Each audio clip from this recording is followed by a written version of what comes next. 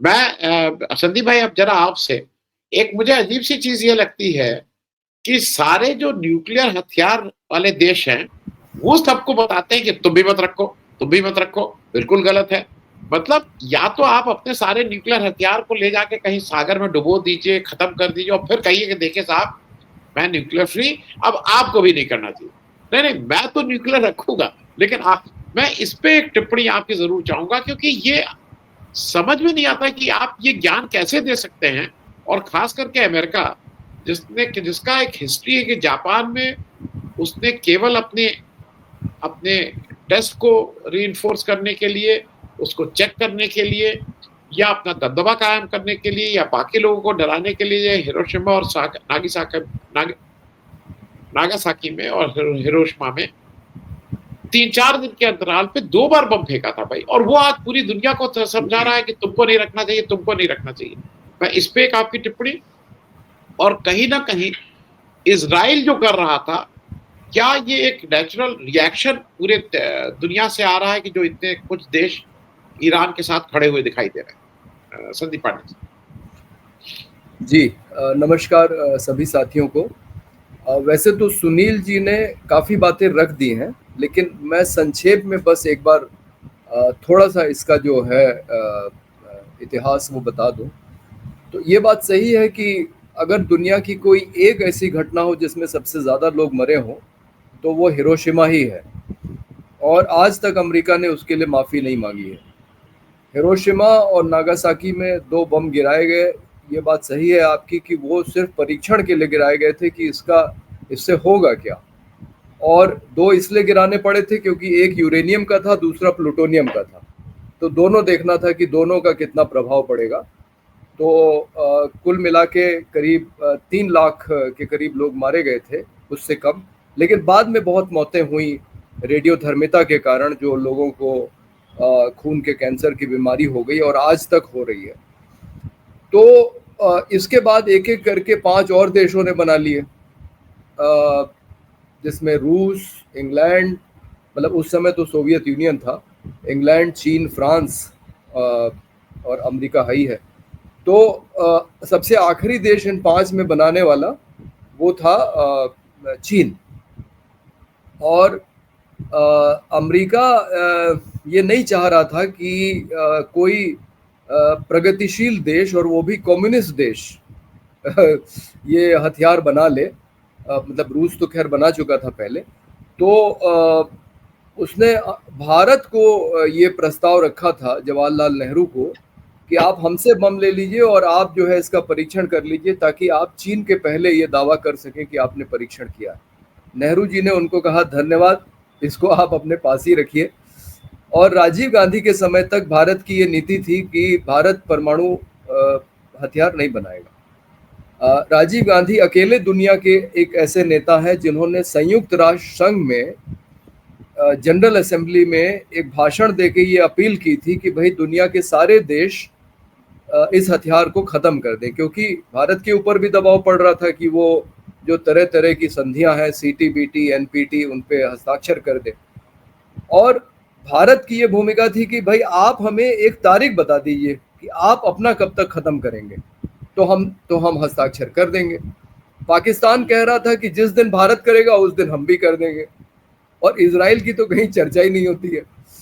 तो ये 3 देश जो है, भारत, पाकिस्तान और इजराइल, इन्होंने भी वो हथियार बना लिया। मतलब जिस चीज़ के लिए आज ईरान को दोषी ठहराया जा रहा है, वो अपराध तो भारत, पाकिस्तान और इजराइल पहले कर चुके हैं। और एक NPT नाम की संधि बन गई। उसमें ये हुआ कि जो सुरक्षा परिषद के 5 सदस्य हैं, अमेरिका, रूस, इंग्लैंड, चीन, फ्रांस, ये हथियार रखेंगे, लेकिन बाकी और कोई देश नहीं रखेगा। और उसी तरह CTBT में ये था कि भाई कोई परीक्षण नहीं करेगा हथियार बनाने के लिए। तो और एक और ट्रीटी है FMCT, fissile material cut off treaty, कि कितना आप वो फिसाइल मटेरियल रख सकते हैं जिससे बम बनता है। तो भारत ने अंततः परीक्षण किया 74 में। वो सबको मालूम था कि बम बनाने के लिए है, हालांकि इंदिरा गांधी ने पूरी दुनिया को बताया कि वो शांतिपूर्ण उपयोग के लिए है। और फिर 98 में अटल बिहारी वाजपेयी की सरकार ने कर लिया, पाकिस्तान ने भी कर लिया। तो वो जो पूरी व्यवस्था थी एनपीटी और सीटीबीटी की, वो धरी की धरी रह गई। खुलेआम इन इन दोनों देशों ने उसकी धज्जियां उड़ाई और दुनिया कुछ नहीं कर पाई। तो ये बड़े आश्चर्य की बात है कि ईरान पे इस तरह के प्रतिबंध क्यों लगाए जा रहे हैं, जब आपने भारत को, पाकिस्तान को, इजराइल को ये छूट दे रखी है कि वो परमाणु हथियार बना के रख भी सकते हैं। तो इसमें इजराइल पे या नॉर्थ कोरिया पे क्यों आपत्ति होनी चाहिए, जो दो देश बनाने का प्रयास कर रहे हैं। और ये तो कोई बात है नहीं कि भाई आप कहें कि इन्होंने संधि पे हस्ताक्षर किया है, लेकिन संधि ही अपने आप में पक्षपातपूर्ण है, जो 5 देशों को तो छूट दे देती है। तो ये सारे हथियार ख़त्म होने चाहिए, ये बात बिल्कुल सही है। और इसका जो एक सकारात्मक पक्ष है वो ये है कि दुनिया के कम से कम 5 इलाके ऐसे हैं, दक्षिणी अमेरिका, अफ्रीका, दक्षिण पूर्व एशिया और दक्षिण प्रशांत महासागर का क्षेत्र और मध्य एशिया, यहाँ कुल मिला के 125 के ऊपर देशों ने अलग अलग संधियां करके 5 ये कहा है कि वो न तो कभी परमाणु हथियार बनाएंगे और न किसी दूसरे मुल्क को अपने यहाँ लगाने देंगे। तो दुनिया में उन देशों की संख्या ज़्यादा है जो इस हथियार के खिलाफ है। जो यूक्रेन वाली बात सुनील भाई ने कही, उसमें थोड़ा सा संशोधन मैं ये कर दूं कि सोवियत यूनियन के हथियार सोवियत यूनियन के बिखरने के बाद 4 देशों के हिस्से में आए थे, रूस, कजाकिस्तान, बेलारूस और यूक्रेन। बाकी तीनों देशों को ये समझाया गया, रूस, इंग्लैंड, अमेरिका, तीनों ने मिलकर समझाया कि तुम ये हथियार क्या करोगे, इसको दे दो, रूस इसकी रक्षा करेगा और तुम्हारी रक्षा की गारंटी जो है वो हम लोग लेते हैं। तो खुशी खुशी, मतलब ऐसा नहीं कि उनके ऊपर कोई वो भी नहीं चाहते थे रखना, क्योंकि इसको रखना भी कोई आसान काम नहीं है। मतलब इसकी सुरक्षा ही सबसे बड़ी चिंता है। मैं खुद ही सोचता हूँ कि अगर मैं एक पिस्तौल या बंदूक रखने लगूं तो मुझे अपनी सुरक्षा से ज्यादा उस पिस्तौल या बंदूक की सुरक्षा की होने लगेगी।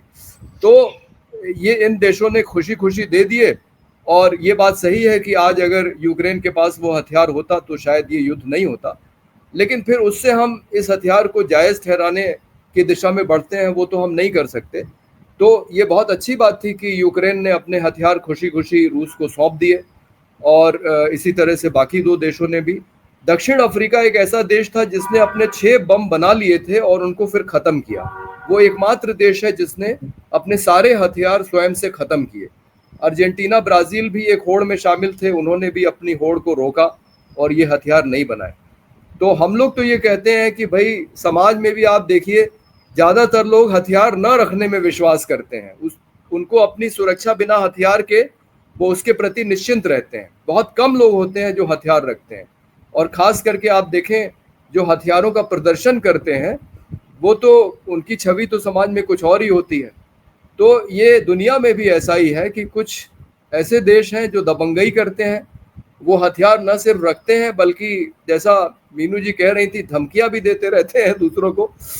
तो ये जो है उस गुंडे बदमाश की श्रेणी में आएंगे ये 5 देश सुरक्षा परिषद के सदस्य। और हमारे पास विकल्प था कि हम दुनिया की जो जो सज्जन जमात है उसमें शामिल हों और हम कहें कि इस हथियार को हम नहीं बनाएंगे। हमें पाकिस्तान के साथ एक समझौता करके दक्षिण एशिया को भी परमाणु शस्त्र मुक्त क्षेत्र बना लेना चाहिए था, जिसका प्रयास हुआ है। मैं खुद एक डेलीगेशन में रहा हूं जो नेपाल, बांग्लादेश, श्रीलंका वगैरह गया है, जिसमें 2 हिंदुस्तानी और 2 पाकिस्तानी थे, जिसमें हम लोगों को समझा रहे थे कि दक्षिण एशिया को भी परमाणु मुक्त क्षेत्र बनाया जाए, लेकिन खैर वो नहीं हो पाया। तो हमें रहना चाहिए था सज्जन देशों के साथ, लेकिन हम चले गए हैं, हम उनकी टेबल पे बैठना चाहते हैं, ये बड़ा दुर्भाग्य है।